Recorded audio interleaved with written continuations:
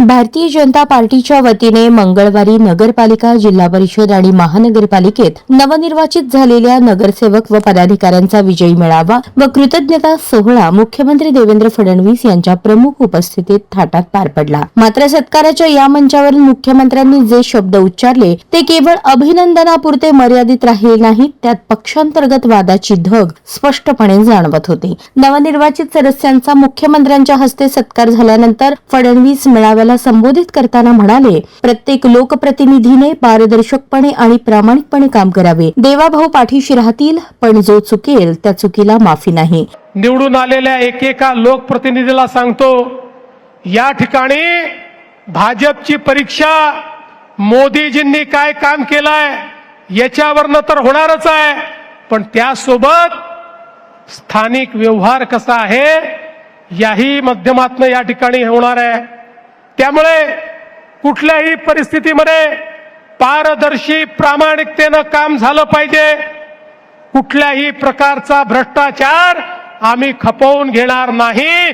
या ठिकाणी एखाद्याला पदावरनं काढावं लागलं किंवा एखादं पद हातात नाही गेलं तरी हरकत नाही. लोकांनी पारदर्शी प्रामाणिकतेने काम करण्याकरता आपल्याला निवडून दिलेलं आहे.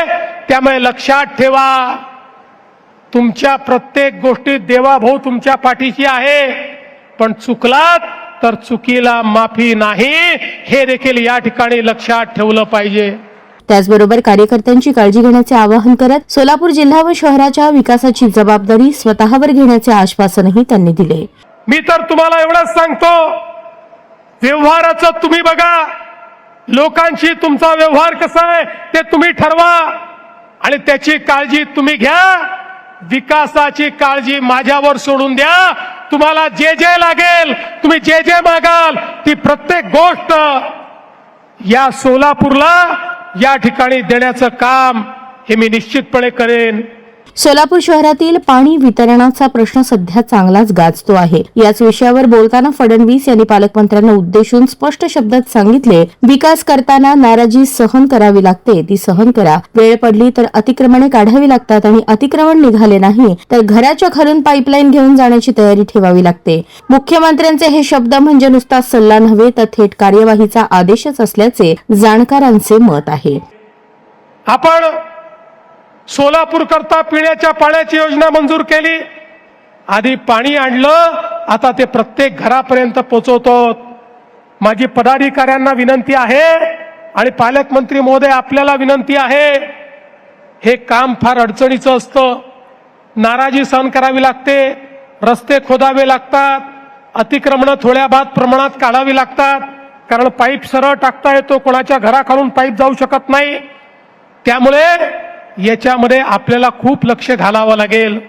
निधीची कमतरता नाही, पैसा पूर्ण मिळेल, पण माझी अपेक्षा आहे 5 वर्षांनी जेव्हा सोलापूरकरांकडे मत मागण्याकरता आपण येऊ त्यावेळी सोलापूरच्या प्रत्येक घरात दररोज मुबलक पाणी असलं पाहिजे. नळ उघडला तर प्रत्येकाला पाणी मिळालं पाहिजे. या दृष्टीनं आपल्याला हे काम करायचं आहे. मेळाव्याचा खरा केंद्रबिंदू ठरला तो सभेनंतरच्या चर्चेत. मुख्यमंत्र्यांनी पालकमंत्र्यांमार्फत पक्षांतर्गत सुरू असलेल्या वादावर अप्रत्यक्षपणे लक्ष केंद्रित केले आणि 2 देशमुखांना सल्ला दिल्याची चर्चा सभेनंतर रंगली. राजकीय वर्तुळात हा सल्ला म्हणजे उघड इशाराच असल्याचे बोलले जात आहे. जाहीर व्यासपीठावरून मार्मिक राजकीय शैलीत दिलेला हा संदेश सोलापुरातील दोन्ही देशमुखांपर्यंत स्पष्टपणे पोहोचला असेल यात शंका नाही. आता प्रश्न एकच, मुख्यमंत्र्यांच्या या जाहीर इशाऱ्यानंतर 2 देशमुख आपल्या राजकीय कुरघोड्यांमध्ये किती बदल करणार? सोलापूरच्या राजकारणावर लक्ष ठेवणाऱ्यांची नजर आता याच प्रश्नाभोवती घुटमळत आहे.